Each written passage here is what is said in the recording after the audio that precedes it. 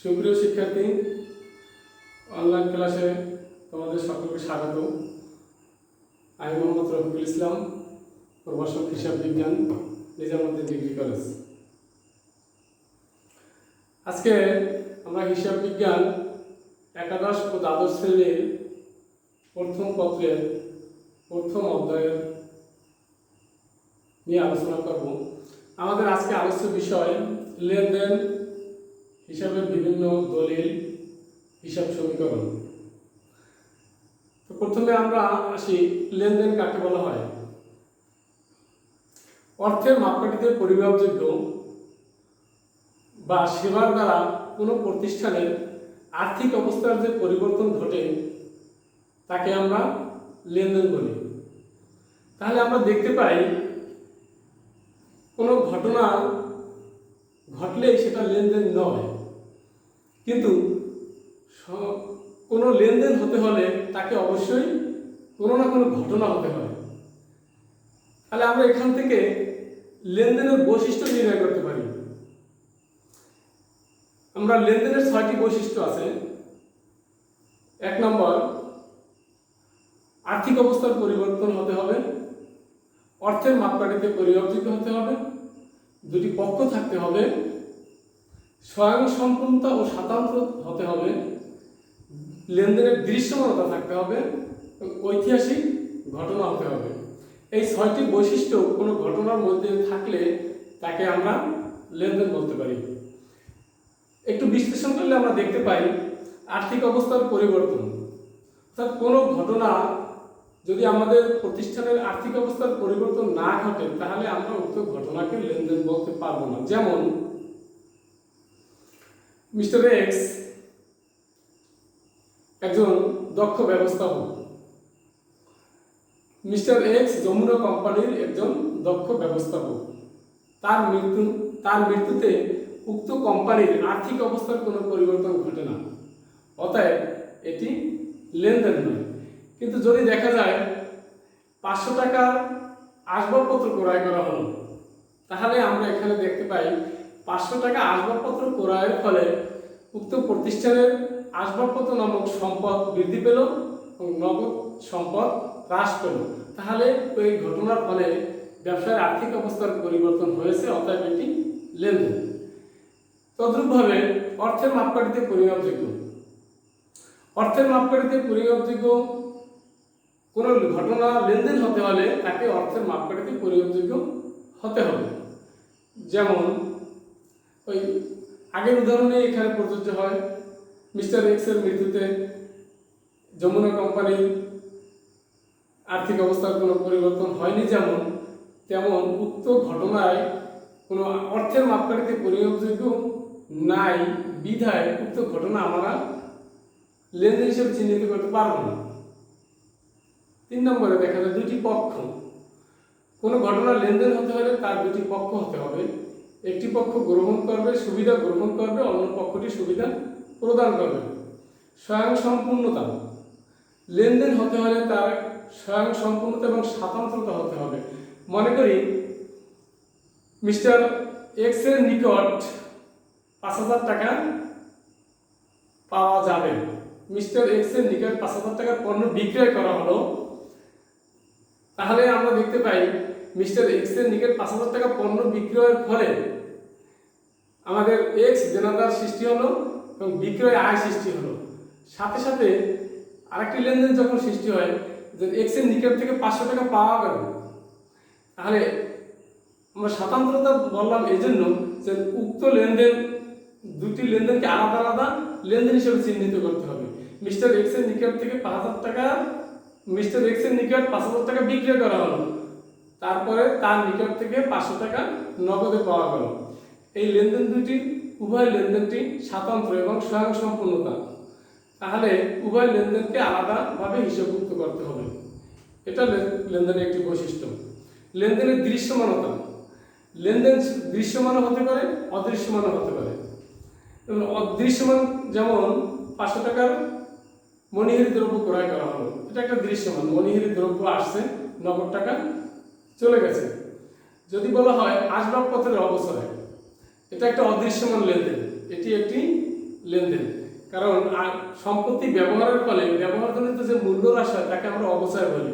তো অবচয়টি যদি একটি অদৃশ্যমান লেনদেন, যদি একটি অদৃশ্যমান ঘটনা, কিন্তু সেটা লেনদেন হিসেবে চিহ্নিত করা যাবে, করতে হবে। ঐতিহাসিক ঘটনা, যে লেনদেনের ফলে ভবিষ্যতে কোনো আর্থিক অবস্থার পরিবর্তন ঘটতে পারে তাকে আমরা লেনদেন হিসেবে চিহ্নিত করব, যেমন কুঋণ সঞ্চিতি ইত্যাদি। তারপরে দেখা যায় লেনদেনের বিভিন্ন দলিল। লেনদেনের সাথে যে সকল লিখিত বা বৈধ প্রমাণপত্র থাকে তাকে আমরা লেনদেনের দলিলপত্র বা প্রমাণপত্র বলতে পারি। লেনদেনের দলিল দুই প্রকার, একটি প্রাথমিক দলিল, একটি চূড়ান্ত দলিল। প্রাথমিক দলিল যেমন চালান, cash memo, debit note, credit note, এগুলো প্রাথমিক দলিল। চূড়ান্ত দলিল যেমন debit voucher, credit voucher, journal voucher, এগুলোকে আমরা বলবো চূড়ান্ত দলিল। তারপরে দেখা যায় হিসাব সমীকরণ। হিসাব সমীকরণ কাকে বলা হয়? হিসাব সমীকরণ যে সমীকরণের মাধ্যমে হিসাবের উপাদান সমূহ যেমন সম্পদ, দায় ও মালিকানা সত্ত্বের মধ্যকার সম্পর্ক স্থাপন করে তাকে আমরা হিসাব সমীকরণ বলি। তাহলে হিসাব সমীকরণের মৌলিক সমীকরণ হলো A সমান L প্লাস OE। A সমান L plus OE। A asset, A সমান অ্যাসেট, ASSETS অ্যাসেট, এটাকে আমরা বলি সম্পদ। L লায়াবিলিটিস,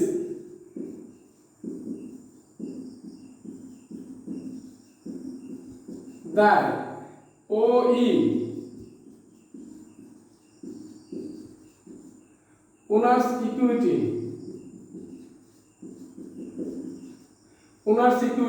এটাকে আমরা বলি মালিকানা সত্ত্ব।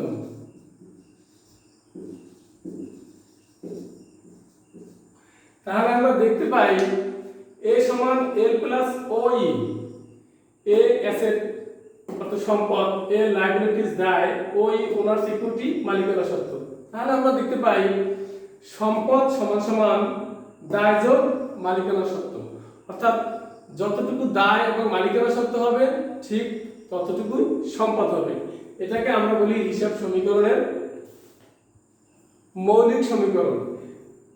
হিসাব বিজ্ঞানীগণ এই মৌলিক সমীকরণকে বিশ্লেষণ করে একটি বর্ধিত রূপ প্রকাশ করেছে, যার নাম আমরা বলি বর্ধিত সমীকরণ।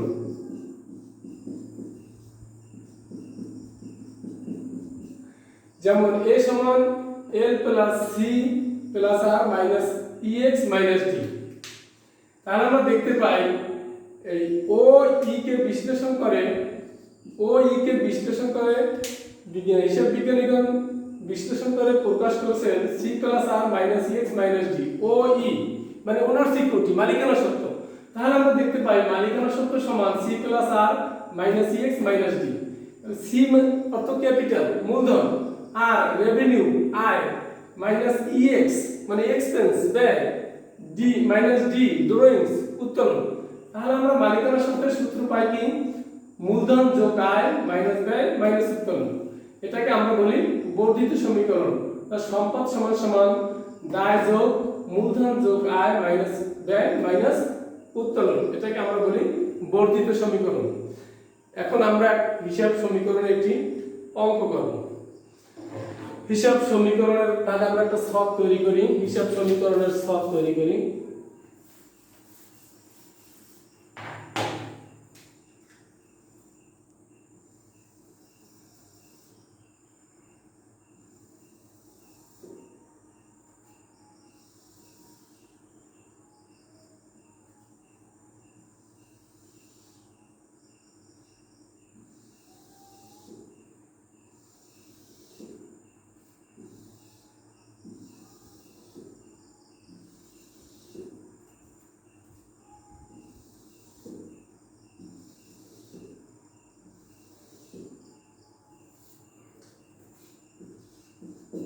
তারিখ এ সমান এল প্লাস ওই। মন্তব্য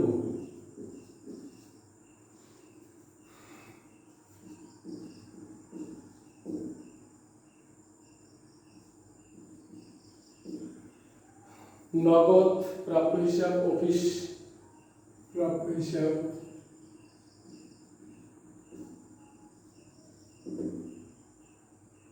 সরঞ্জাম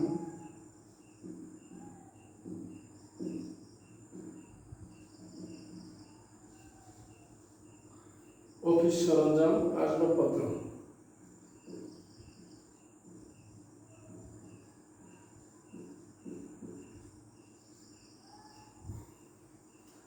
হিসাব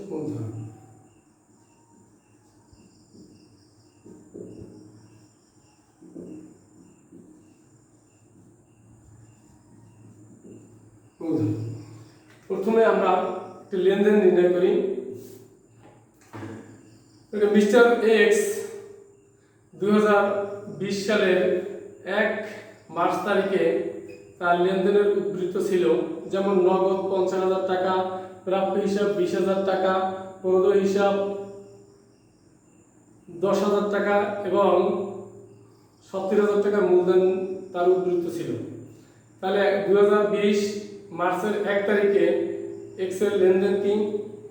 1 তারিখে 50,000 টাকা নগদ, প্রাপ্য হিসাব 20,000 টাকা, আর অফিস সরঞ্জাম 10,000 টাকা, প্রদত্ত হিসাব 10,000 টাকা এবং 70,000 টাকা মূলধন তার হিসাবের উদ্ধৃত ছিল মার্চের 1 তারিখ। তাহলে এটা আমরা 2020 মার্চের 1 তারিখে লিপিবদ্ধ করতে পারি। 2020 মার্চ 1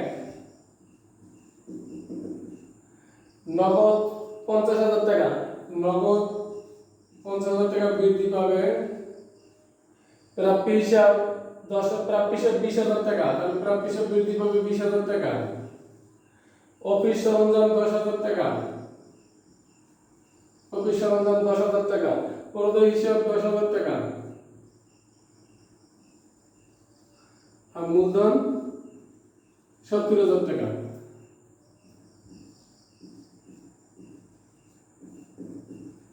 মন্তব্য করে আমরা মূলধন লিখতে পারি।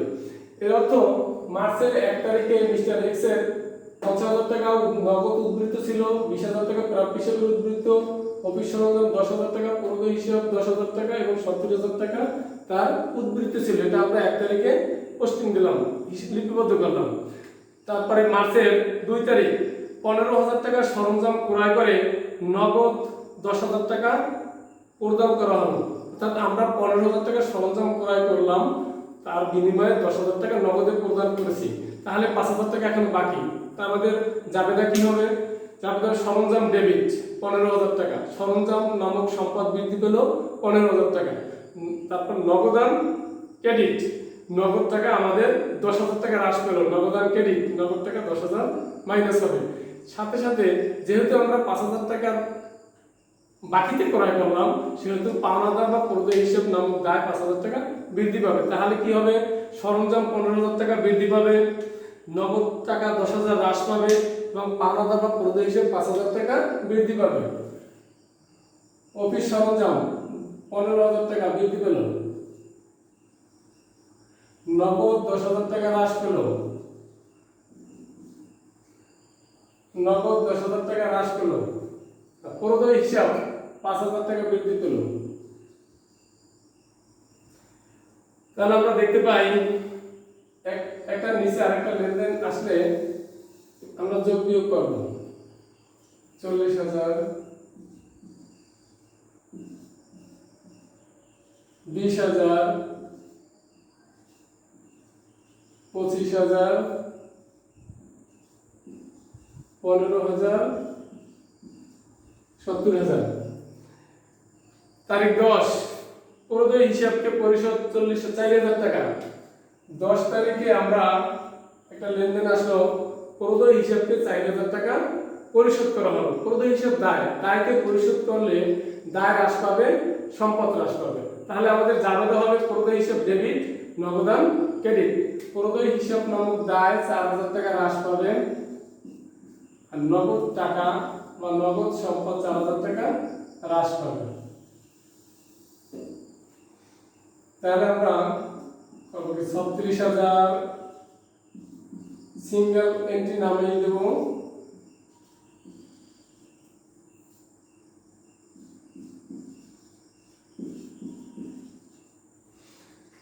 তারপরে আসি 15 তারিখ, মালিক কর্তৃক উত্তোলন 8,000 টাকা। মালিক 8,000 টাকা নগদে উত্তোলন করেছেন। তাহলে আমাদের দুটি পক্ষ কি উত্তোলন, মালিক যেহেতু নগদ টাকা উত্তোলন করছে তাহলে আরেকটি পক্ষ হবে নগদ টাকা। মালিক ব্যবসা প্রতিষ্ঠান থেকে যাহা কিছু নেয়, যাহা কিছু তুলে নেয় তাহাকে আমরা বলবো উত্তোলন। আর মালিক যেহেতু নগদ টাকা নিয়েছে তাহলে নগদান এবং উত্তোলন দুটি পক্ষ, তাহলে উত্তোলন ডেবিট, নগদান ক্রেডিট। উত্তোলন মালিকানা সত্ত্বকে হ্রাস করে, তাহলে উত্তোলন মালিকানা সত্ত্বকে হ্রাস করবে 8,000 টাকা। আর যেহেতু নগদ টাকা উত্তোলন করছে তাহলে নগদ টাকা হ্রাস পাবে 8,000 টাকা। আমাদের তারিখ হবে 15 তারিখ। তারিখ 15 তারিখ আমরা কারণে দেব, মন্তব্য দেব উত্তোলন। মন্তব্যের ঘরে শুধু C+R-CX-D এই চারটি লেনদেনের মন্তব্য দিলেই হবে। যেমন মূলধন C+R যদি আয় হয়, EX যদি ব্যয় হয়, D যদি উত্তোলন হয়, এই জাতীয় মন্তব্য করে আমাদের আইডেন্টিফাই করতে হবে। তাহলে এখন আমরা যোগ বিয়োগ করব। 36 - 8 = 28,000।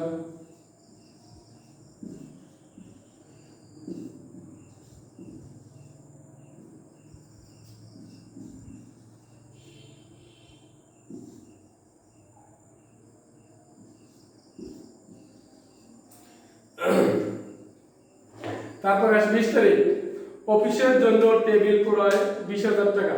20,000 টাকার টেবিল ক্রয় করা হলো। অফিসের জন্য 20,000 টাকার টেবিল ক্রয় করা হলো। টেবিল একটি আসবাবপত্র, তাহলে আসবাবপত্র নামক সম্পদ বৃদ্ধি পাবে 20,000। যেহেতু আমরা নগদ টাকায় ক্রয় করছি তাহলে নগদ টাকা মাইনাস হবে 20,000।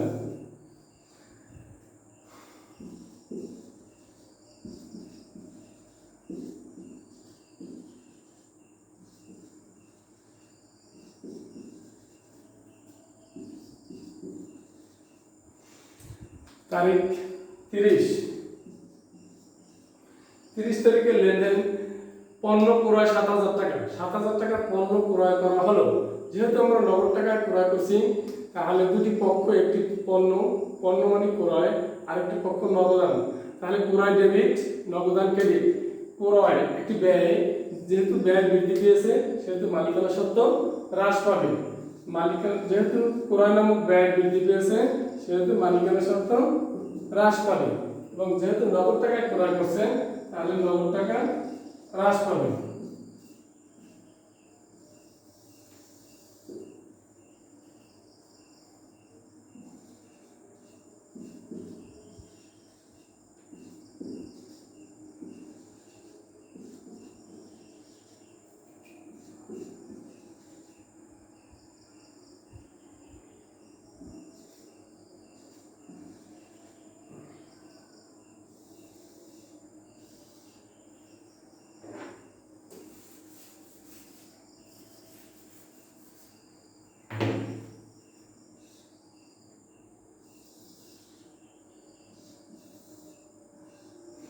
আমরা উভয় পক্ষ যোগ করি। 20,000, 25,000, 20,000, 1,000, 67,000, 66,000 সমান 55 যোগ 11,000, 66,000। তাহলে আমরা দেখতে পাই A সমান 66,000, L প্লাস OE সমান 66,000। তাহলে আমাদের হিসাব সমীকরণের উভয় পক্ষ সমান হলো। অর্থাৎ এটা প্রমাণিত হলো যে A সমান L প্লাস OE। A সমান L প্লাস OE কে সমান করা, সমীকরণের ভিত্তিতে সমান করার নামেই হিসাব সমীকরণ। ধন্যবাদ শিক্ষার্থী। অনলাইন ক্লাসের পরবর্তী ক্লাসে তোমাদের সকলকে আমন্ত্রণ জানিয়ে আমি আজকের মতো এখানে শেষ করলাম। খোদা হাফেজ, ভালো থাকো তোমরা।